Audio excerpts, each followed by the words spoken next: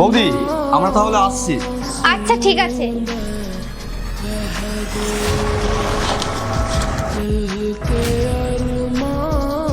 বুবাই বুবাই বুবাই কি হলো?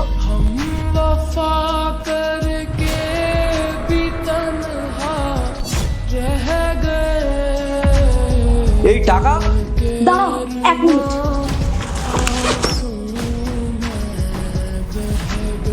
আসো আসো দেখবে আসো, তোমার ভাই আলমারি থেকে 1 লাখ টাকা চুরি করে নিয়ে যাচ্ছে। আরে বৌদি তুমি এসব কি ধরনের কথাবার্তা বলছো? আর ভুলে যাও না এটা আমারও কিন্তু বাড়ি, আর আমার যখন টাকার দরকার পড়ে তখন তো তোমাদের কাছ থেকেই তো চাই, আর আমি তোমাদের কাছ থেকে কেন আমি টাকাটা চুরি করবো?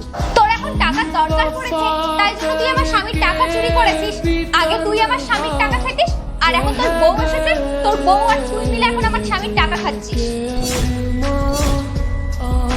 তুই কি ভেবেছিস রে, তুই আমার স্বামীর টাকা চুরি করে নিয়ে যাবি আর আমি টেরই পাবো না? আরে কোয়েল কি বলছো? ও তো আমার ভাই, সবে মাত্র তোদের বিয়ে হলো, হানিমুনে যাচ্ছে আজকে, তবে ও কেন চুরি করবে? ওর যা দরকার আমার কাছে চাই আর আমি দিয়ে দিই, তো চুরিটা কেন করবে? এই তো তোমার অন্ধবিশ্বাসের সুযোগ নেয়, কি কাজ করে সেটাও জানি না, কোনোদিন তো দেখলাম না কোনোদিন বাড়িতে একটা কিছু এনেছে, এখন তো সব সীমানা পার করে দিয়ে। এরপর কি হয় সেটা দেখার আগে মায়ের কাছে 5 টাকা চাইলে 10 টাকা দেই, একটা রুটি চাইলে 2টা রুটি দেই। সেই মাকে যদি ভালোবেসে থাকো তাহলে ভিডিওটিতে লাইক দিয়ে চ্যানেলটিকে সাবস্ক্রাইব করে কমেন্টে মা লিখে যাও। আর এখন বউ এসে গেছে, টাকা চুরি করে নিয়ে হানিমুনে যাচ্ছে। তুমি তো হানিমুনে যাওয়ার জন্য টাকা দিয়েছো, মনে হয় কম পড়ে গেছে না, ওই জন্য টাকাগুলো চুরি করেছে। কোয়েল আরে ও চুরি কেন করবে? ওর 50 দরকার ছিল, আমি ওকে 70 দিয়েছি, তাহলে কেন চুরি করবে?